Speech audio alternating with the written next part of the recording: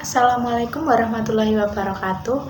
Perkenalkan, aku Laila Nur Rahmadiah, NIM 2022-010039 dari Fakultas Hukum kelas 6A. Di sini, untuk memenuhi ujian akhir semester mata kuliah Hukum Kekayaan Intelektual, aku mau menjelaskan tentang hak merek dan kasus pelanggarannya. Simak sampai akhir ya. Pelanggaran hak merek yang memiliki persamaan pada pokoknya. Studi kasus sengketa merek Gotoh antara Gojek dan Tokopedia dengan PT Terbit Financial Technology.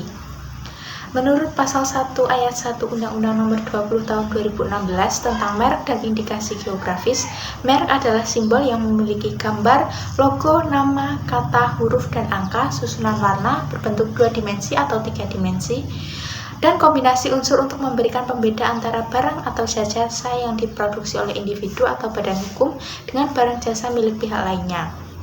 Tujuan pelindungan hak merek adalah untuk memberikan hak eksklusif bagi pemegangnya agar merek tersebut tidak digunakan untuk pelaku usaha lain. Hak merek bersifat monopoli yang berarti hanya pemegang merek tersebut yang dapat menggunakannya. Pelindungan hukum hak merek menganut sistem konstitutif yang artinya perolehan hak atas merek terjadi karena adanya proses pendaftaran. Yang pertama mendaftarkan ialah yang paling berhak atas merek tersebut. Syarat pendaftaran merek antara lain tidak bertentangan dengan ideologi negara, peraturan perundang-undangan, moralitas, agama, atau norma umum, memuat unsur yang menyesatkan, merupakan nama varietas tanaman yang dilindungi untuk produk sejenis, tidak memiliki daya pembeda dan atau merupakan nama umum. Pelindungan merek terdaftar memberikan kepastian hukum baik untuk digunakan, diperpanjang, dialihkan, dan dihapuskan sebagai alat bukti jika terjadinya sengketa pelanggaran merek terdaftar. Sanksi pelanggaran jika seseorang menggunakan merek yang mirip dengan merek terdaftar milik pihak lain dalam produk yang sama akan dipenjara paling lama 4 tahun dan atau denda paling banyak 2 miliar atau berupa gugatan perdata ganti rugi dan penghentian penggunaan merek tersebut. Seperti yang terjadi pada kasus PT Terbit Financial Technology melawan PT Aplikasi Karya Anak Bangsa dan PT Tokopedia yang merger menjadi Gotoh ke Pengadilan Niaga Jakarta Pusat atas penggunaan merek Gotoh yang mirip dengan layanan mereka Gotoh. PT Terbit Financial Technology mendaftarkan gugatan tersebut pada 2 November 2021 lalu. PT Terbit Financial Technology sebagai penggugat berdalih dalam petitumnya bahwa pihaknya telah mendaftarkan merek Gotoh terlebih dahulu ke Ditjen Hak Kekayaan Intelektual DJKI Kemenkumham. PT Terbit Financial Technology beralasan bahwa merek Gotoh milik Gojek dan Tokopedia memiliki susunan huruf dan bunyi yang sama dengan merek Gotoh miliknya. Letak perbedaan kedua merek tersebut hanya pada penggunaan huruf kapital pada tengah kata namun tetap memiliki struktur huruf dan bunyi yang sama.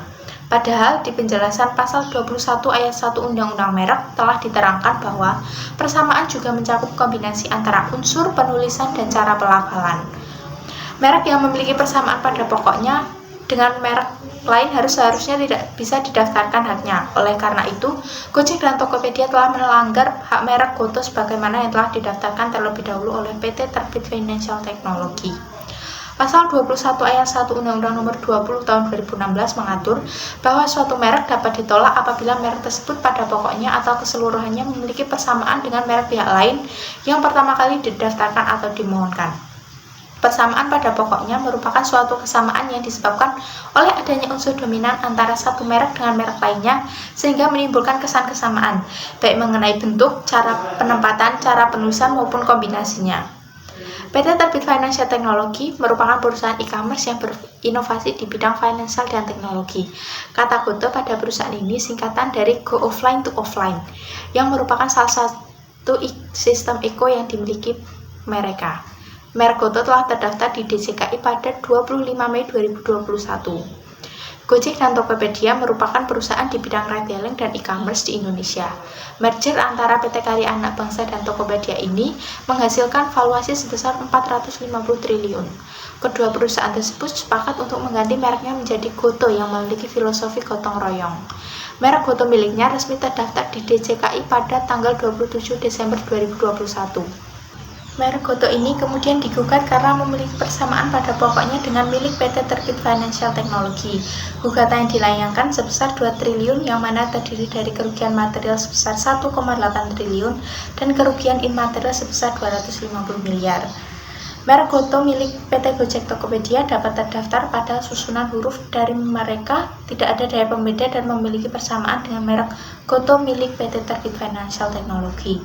Kasus sengketa kepemilikan merek Goto yang pada faktanya merek Goto milik PT Gojek Tokopedia sangat jelas memiliki unsur dominan dan persamaan pada pokoknya atau seluruhnya dengan Goto milik PT Terbit Financial Technology.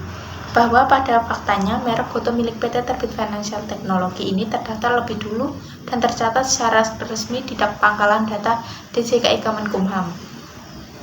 Di Indonesia, sistem pendaftaran merek didasarkan pada prinsip first to file principle atau sistem konstitutif.